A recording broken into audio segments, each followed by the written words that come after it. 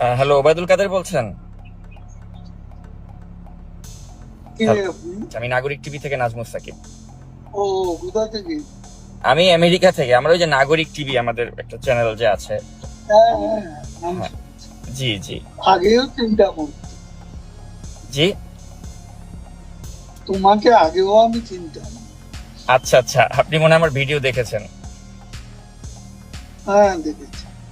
তো ওই যে আপনার একটা ইন্টারভিউ দেখলাম, মানে খুব ভাইরাল হলো একটা ইন্ডিয়ান গণমাধ্যমে, আপনি একটা সাক্ষাৎকার দিয়েছেন।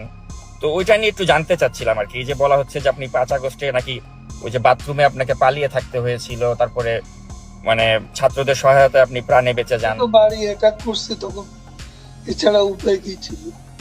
তো আপনি কি তাহলে আর বলতে চান যে সত্যটাকে কেন? মানে ছাত্ররা কি তাহলে আপনি কি আপনাকে রক্ষা করেছে? হ্যাঁ, এটাও তো ঠিক।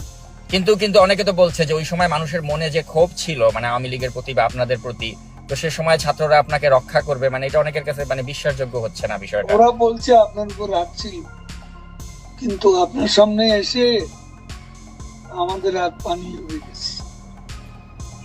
তো এরপরে আপনি তাহলে 3 মাস তো দেশেই ছিলেন। হ্যাঁ, ছিলাম। তো দেশ থেকে মানে তাহলে মানে গেলেন কিভাবে? ওখানে আপনাকে কারা সহযোগিতা করলো, এটা কি বলা যাবে? এটা কি বলা যায়? আচ্ছা।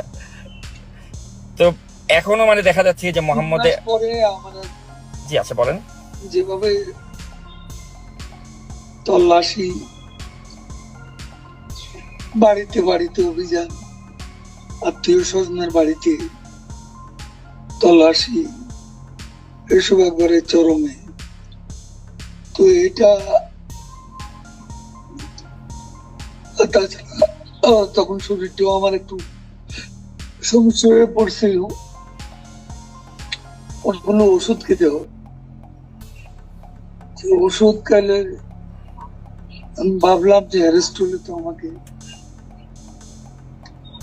ওষুধ খাওয়ানোর হলো। তো তো অনেক কিছু চিন্তা করি আমি, শেষ পর্যন্ত সিদ্ধান্ত নিলাম ওখানে আর থাকবো না এর। তো এই যে 3 মাস যে আপনি থাকলেন, তো এই 3 মাসে তো আপনি নিশ্চয়ই বুঝতে পেরেছেন যে মানে মানুষের মনে যে আপনাদের আওয়ামী লীগকে নিয়ে যে এত ক্ষোভ, এই ক্ষোভটা কি আপনি মনে করেন না যেটা যুক্তিযুক্ত ছিল? কারণ আপনারা এই যে 15.5 বছরে যা করলেন, আপনার কি মনে হয় না যে এটা থেকে আপনাদের মানে একটা 15.5 বছরে পদ্মা সেতু তো আমরা করেছি, 3.5 বছরে মেট্রো রেলও তো আমরা করেছি, 7.5 বছরে 15 বছরে ঢাকা এলিভেটেড এক্সপ্রেসওয়ে তো আমরা করেছি। কিন্তু আপনারা যে কত উন্নয়ন করেছেন, উন্নয়নমূলক কর্মকাণ্ডের নামে যে জনগণের ভোটাধিকার আপনারা যে কেড়ে নিয়েছিলেন, আপনি কি মনে করেন না যে এটা এটা একটা আপনাদের ভুল ছিল? কোনটা? মানে এই যে উন্নয়নের কথা বলে আপনারা যে গণতন্ত্র না উন্নয়ন, কিন্তু দেখা গেল আপনারা উন্নয়নের কথা বলে 18 সালে একটা রাতের ভোটের নির্বাচন করলেন, 2024-এ একটা ডামি নির্বাচন করলেন। তো এই যে জনগণের যে ভোটের অধিকারটা কেড়ে নিয়েছিলেন, আপনি কি মনে করেন না যে এটা আপনাদের একটা ভুল সেগুলো সিদ্ধান্ত ছিল? আলোচনার অপেক্ষা রাখে, সেগুলো চর্চা করার বিষয় আছে, আমাদেরও একটা দৃষ্টিকোণ আছে। কিন্তু আজকে কিন্তু আমরা যখন দেখি পৃথিবীর মোহাম্মদে। দেশে দেশে গণতন্ত্রের স্বরূপ সব জায়গায় একরকম নয়। আমাদের দেশে অপোজিশনের যে চেহারা, সেখানে আমাদেরকে একটা ইলেকশন লিগ্যালি করতে হয়, সেটা আমরা করেছি। এটা কিন্তু উন্নয়নকেও আমরা, দেশের মানুষ যা চায়, আজকে আপনি অপিনিয়ন পোল নেন, বেশিরভাগ লোক শেখ হাসিনা আবার আসুন, এবং শেখ হাসিনাকে আমরা চাই, এই কথা আজকে মানুষের মুখে। ইলেকশনটা হলে বুঝবেন না, কিন্তু এটা তো আপনি যেহেতু আওয়ামী লীগ করেন আপনি সেটা বলছেন, মানুষ শেখ হাসিনাকে বলবে। কিন্তু পাবলিক পারসেপশন হচ্ছে যে আপনি দেখেছেন যে শেখ হাসিনা যদি সত্যি মানে ওই সিচুয়েশন থাকতো, দেশে থাকতেন, ওনাকে তো দেশ ছেড়ে পালিয়ে যেতে হয়েছে। তো এটা কি তার রাজনীতির জন্য একটা লজ্জাজনক অধ্যায় না? ন, আমি এটা মনে করি না। তখন তার বেঁচে প্রয়োজন ছিল, কারণ তাদের সেদিন প্ল্যানই ছিল তাকে কিল করবে। আচ্ছা, বেগম খালেদা আচ্ছা, জিয়া, বেগম খালেদা জিয়াও তো মারাত্মক শারীরিকভাবে অসুস্থ ছিলেন, কিন্তু কই উনি তো কম্প্রোমাইজ করেননি, উনি তো আপোষ করেননি, উনি তো দেশেই থেকেছেন, উনি তো তাকে চিকিৎসাও করতে অসুস্থ দেন। হয়ে করেন।